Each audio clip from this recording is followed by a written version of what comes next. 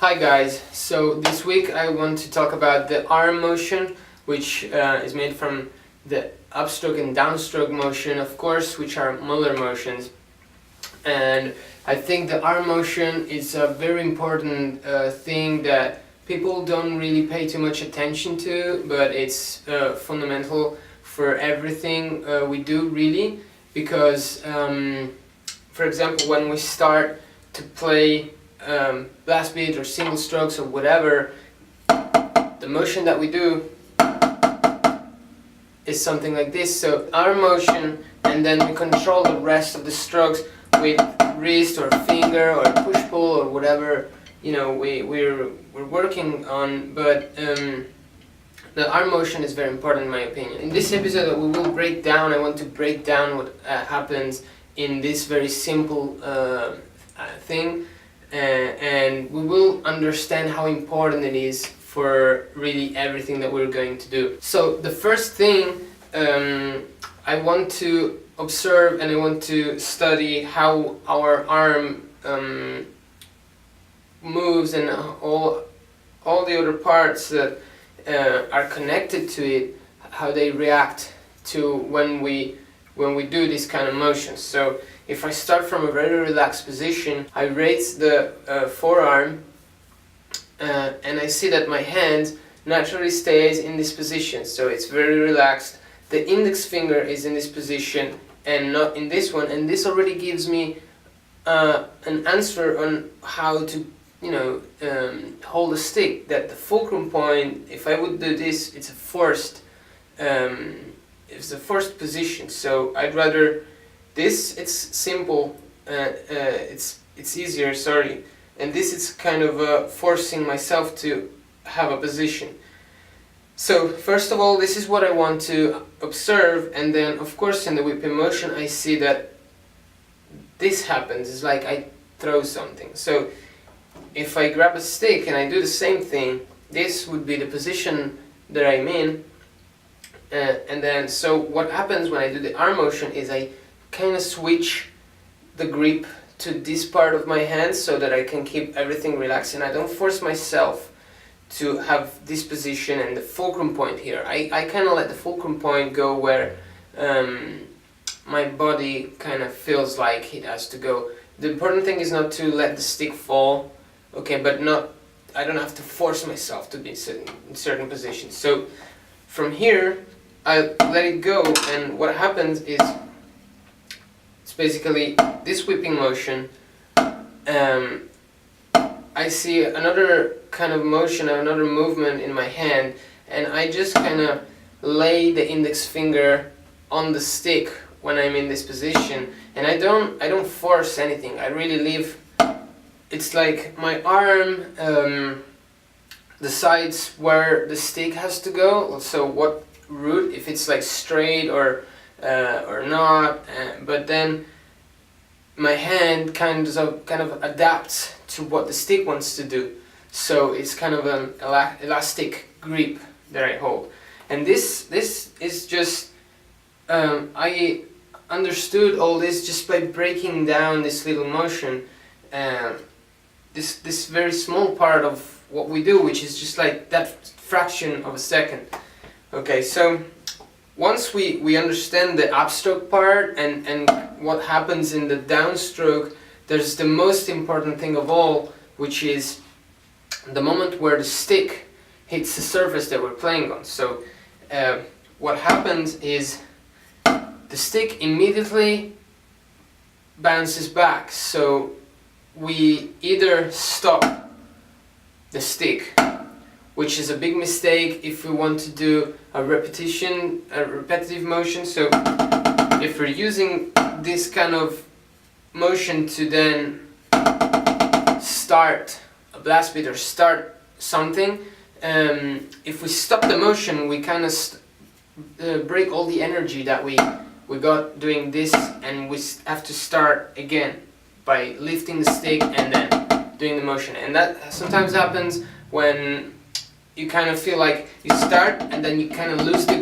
bounce, and you fight to get it back. So it's like, and and then you bounce back. Then that happens because, of course, as the stick hits the surface, our brain is afraid of losing the stick, so it chokes the sticks to make sure we don't lose it. But doing that, we lose all the power of the first stroke. So another thing that happens is we do this kind of follow the stick or let the stick bounce, and then we follow it back in a second time. So in second motion, it's like 1, 2, and this also doesn't work because, of course, we're not synchronized to the stick anymore. Like we let all the power of the arm motion stroke go, and then we have to get back with the stick and then start doing,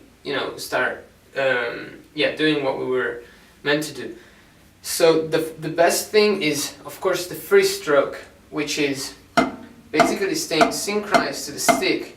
And being synchronized to the stick means in time and space. So if I wasn't in contact with the stick but I'm synchronized to it, I would be always with the same distances at the same time. Okay, of course we're gonna stay in contact, and for this allows us to accept the rebound and being able and ready for the next stroke. So I do this, I follow the stick back, and I don't lift the stick, I follow it back, which is very important, it's very different. Following the stick back, we let the rebound pull the stick up. Lifting the stick, we do the effort of raising the stick, lifting the stick. So it's very important that we only think of the bouncing part by following the stick back once it hits the surface. So I would work more on accepting the rebound, so doing this kind of exercise so that we really feel the synchronization with the stick. I feel I'm active in the first part, so I throw the stick down, and I'm passive in the second part, which I follow the stick back. So once I do this, I have to be able to apply it to any kind of technique or grip that I want to use. So for example, German grip we just saw, it's this kind of motion, and we can work on one stroke at a time.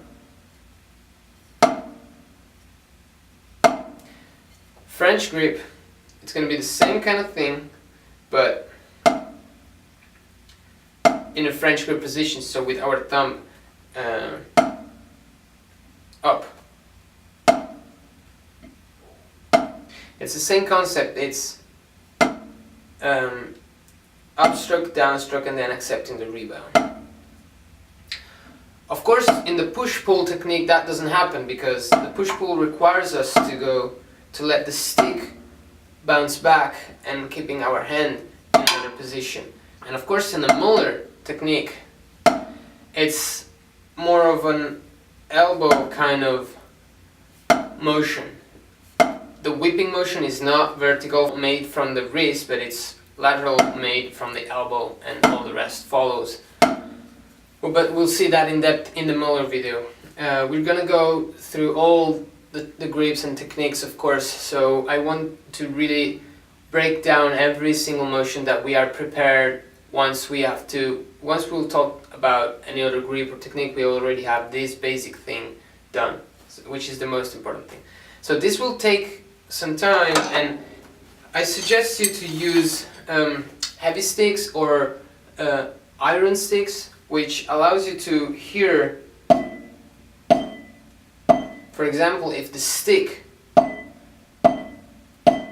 is free to bounce, or we're choking just by the sound that it makes.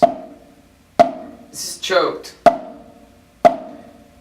This is not choked.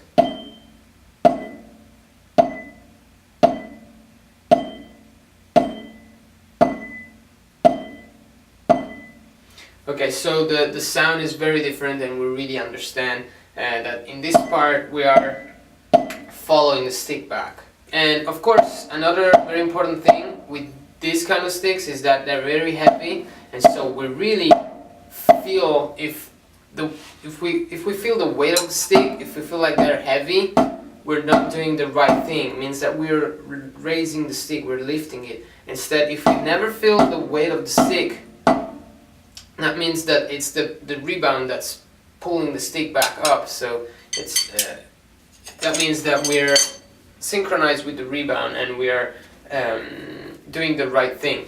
So to have a weekly workout to work on this, we can of course start understanding how our body reacts. Everybody's different, so my hand reacts in this way.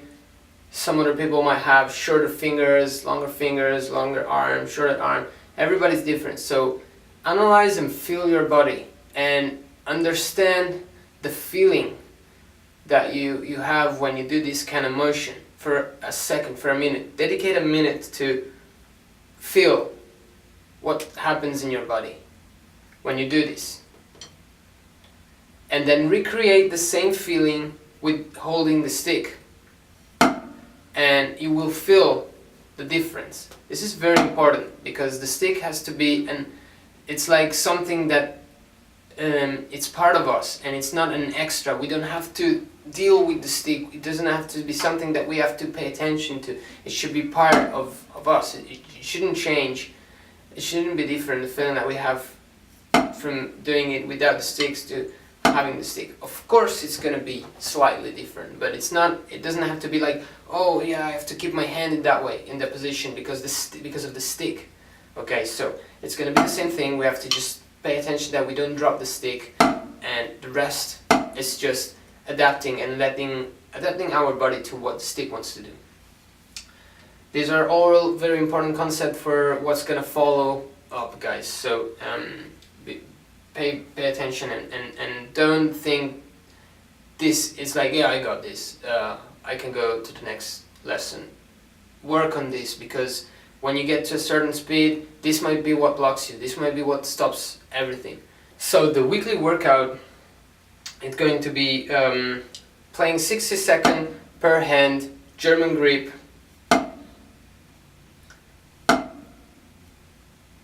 single strokes, accepting the rebound and then stopping the stick and then restarting everything. Pay attention to not lose don't leave the hand too loose, don't leave the stick too free, or don't choke it. Okay. 60 seconds with our left hand. 60-second unison.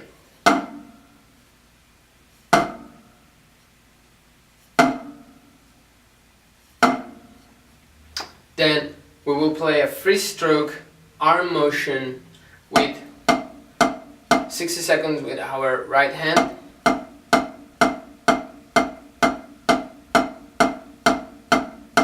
Keeping the same concept in mind.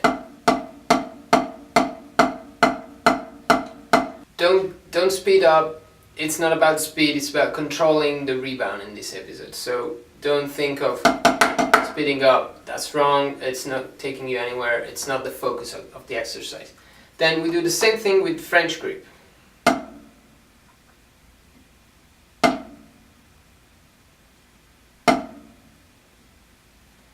"60-second right hand,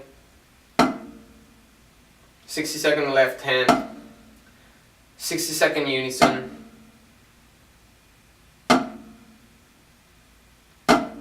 60 seconds